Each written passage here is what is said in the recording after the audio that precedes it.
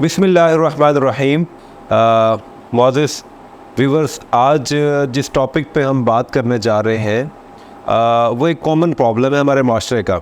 ये तकरीबन 22 साल से 30 ईयर्स तक जिन नौजवानों की शादी होती है तो उनको ये प्रॉब्लम जो है कॉमनली फेस करना पड़ता है। तो जो टॉपिक है आज हमारा वो है सीमेंस, मर्दाना जरासीम या सीमेंस। और ये इस तरह एक दर्द सर बन जाता है उस वक़्त उन लोगों के लिए कि जिनके यहाँ औलाद नहीं होती है। अमूमन होता ये है कि जब शादी हुई और 2-3 साल गुजर गए, माशरती प्रेशर आता है जब बहुत ज़्यादा, तो अमूमन हमारा जो ये एक माशरा है इसमें औरत को ही मुर्द इल्ज़ाम ठहराया जाता है कि ये बांझ है और इसके बच्चे नहीं होते हैं, इसमें ही कोई प्रॉब्लम होगा। लेकिन जब लेडी डॉक्टर के पास जाया जाता है तो वो कहते हैं कि आप जो आपके हस्बैंड है या उनका भी टेस्ट करवाया जाए। जब सीमन रिपोर्ट सामने आती है तो स्पर्म काउंट बहुत कम होते हैं। तो स्पर्म काउंट जब कम होते हैं और उस वक्त जब रिपोर्ट सामने आती है तो अच्छे खासे नौजवान जो है वो परेशान हो जाते हैं। डॉक्टर्स के पास, तबीबों के पास और मुख्तलिफ कंसल्टेंट्स के पास लोग जाते हैं, लेकिन इस प्रॉब्लम का कोई सलूशन नज़र नहीं आता उन्हें। अमूमन यहाँ पर लोग एक बहुत बड़ी मिस्टेक करते हैं, इसको अंडरस्टैंड नहीं कर पाते। और मैंने अपनी ज़िंदगी में कुछ लोगों को अपने जान से भी हाथ मतलब उनकी जान भी चली गई इस पर, कि इतना गहरा सदमा लिया उन्होंने इस बात का कि हम जो है वो मतलब हमारी औलाद नहीं हो सकती है, ईज़ोस्पर्मिया है, मर्दाना बांझपन है, इस तरह के सारे प्रॉब्लम्स हैं। तो इसको अंडरस्टैंड करने की ज़रूरत है। इसको अंडरस्टैंड करने की ज़रूरत है कि आप देखें कि ये है क्या। सबसे पहले तो आपको ये देखना है कि अगर आपकी रिपोर्ट जो है वो ठीक नहीं आई है तो आपने देखना है कि आपको टाइफाइड बुखार तो नहीं हुआ।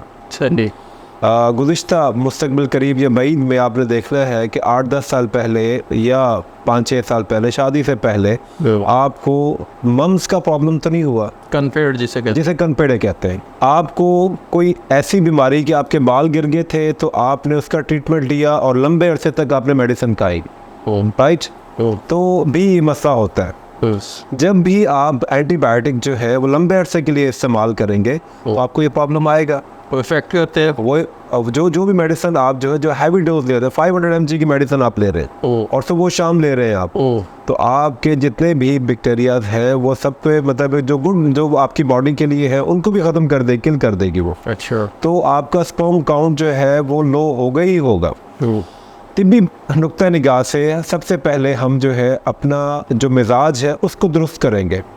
लोग जितने भी तबीब हैं, जितने भी डॉक्टर्स हैं, वो इतनी ज़्यादा मेडिसिन जो है इस्तेमाल करवाते रहते हैं। जब बहुत ज़्यादा मेडिसिन इस्तेमाल करते हैं स्पर्म काउंट और लो होता एंड हो जाता है। लोग कहते हैं मर्दाना बांझपन का शिकार हो गए। ठीक है जी। सोशल मीडिया की वजह से और भी नहीं है, बता भी नहीं सकते हैं और शेयर भी नहीं कर सकते हैं। तो मैं आज आपको इस प्लेटफॉर्म पर आपको एक तो सबसे पहले रिलैक्स किए देता हूँ कि ये कितना बड़ा मसला नहीं है कि हेड डिफेक्ट है, टेल डिफेक्ट है, पस सेल्स है। ये आपकी सीमन रिपोर्ट जब सामने होती है सारे हवाले ऊपर लिखे हुए होते हैं। तो तिब्बी नुक्ता निगाह से इसका इलाज क्या है और क्या क्या आपको काम करने हैं जब आपको ये मसला दरपेश हो। तो सबसे पहले आप अपना मिजाज जो है उसको देखिए, करीबी किसी तबीब के पास चले जाएं या खुद हर बंदे को अपने मिजाज का पता होता है कि आपका मिजाज आछी है, आपका मिजाज हार है, आपका मिजाज गर्म है। तो आप जितनी मर्जी अच्छी मेडिसिन ले लें आपको कोई इसका असर नहीं होने वाला। यानी मिजाज को ठीक करें। सबसे पहले मिजाज जो है उसकी दुरुस्तगी, उसको मुतदिल करना। थेरेपी पॉइंट ऑफ व्यू से, होम्योपैथिक के पॉइंट ऑफ व्यू से आप सिम्टम्स को जब लेते हैं कि आप अगर मतलब हार मिजाज के बंदे हैं, गर्म मिजाज आपका है, आप खाते पीते ऐसे हैं, आपको जो भी चीज़ खाते हैं आप हर वक्त पसीने आ रहे हैं, आपके हाथ पाँव से हीट निकलती है, आपको यूरिन जो है वो पीले रंग का आता है, आपको यरकान जॉइंडस हो जाता है, आपको पीलिया की शिकायत है, तो आप जो मर्जी मेडिसिन ले रहे हैं, किसके लिए जो हम बात कर रहे हैं आज लो स्पर्म काउंट की, तो आप मेडिसिन लेते हैं कोई असर नहीं होता, डे बाय डे और कम होते जाते हैं, तो ये परेशान हो जाते हैं। तो इसका हल ये है कि आप अरग काफ़ी ले लीजिए। सबसे पहले मिजाज की दुरुस्तगी की बात हो रही है, मिजाज को मुतदिल करने की बात हो रही है। तो सबसे पहले क्या करें हम कि सबसे पहले आप अरग कास्ती जो है उसको ले लीजिए, आधा कप मॉर्निंग में, आधा कप इवनिंग में, आप वो पीना शुरू कर दें। ये सिर्फ सार से मिल जाएगा, हर्बल स्टोर से इजीली अवेलेबल है। सही है। ये मैं जनरली जो हमारा माशरा है, पाकिस्तानी माशरा, हिंदो पाक का जो हमारा यहाँ पर मौसम है, उनके हिसाब से बात कर रहा हूँ, अपनी एक्सपीरियंस की बात कर रहा हूँ।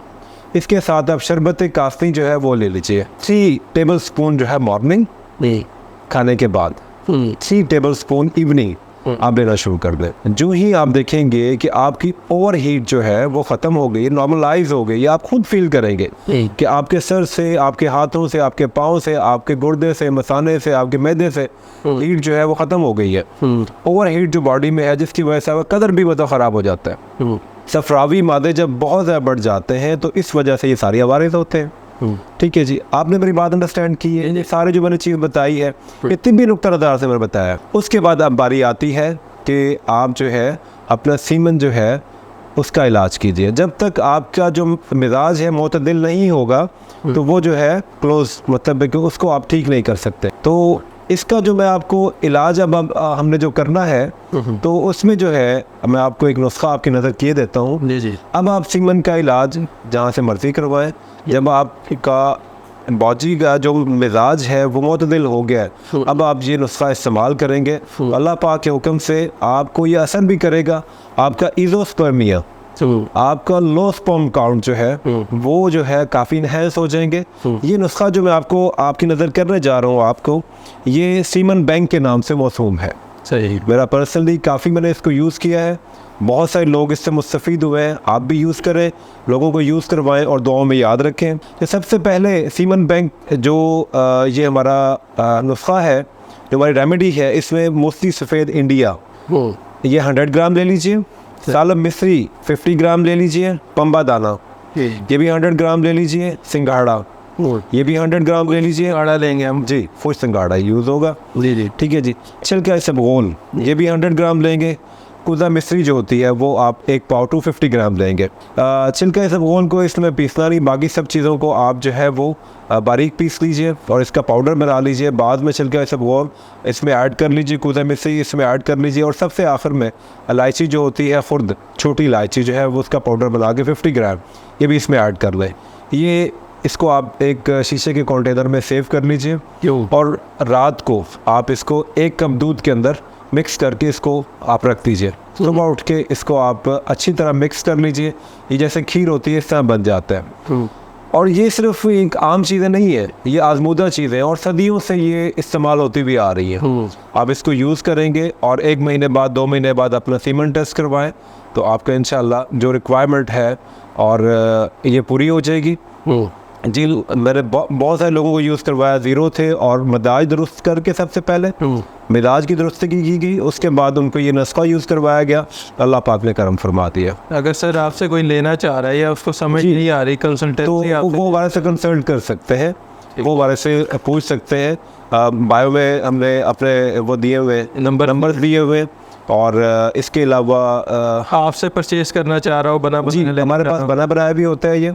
इसके अलावा आप हमारे पास मतलब में आ सकते हैं, अपनी जो है अपना बस दिखाएं, अपना मिजाज दिखाएं, पहले अपने जो सिम्टम्स हैं उनको दुरुस्त करें, फिर इसका इलाज करें। सही। तो तिब्बी नुक्ता निगाह से हमारे पास जो अपना मिजाज है उसको दुरुस्त करके अलामात के मुताबिक अपना इलाज करें।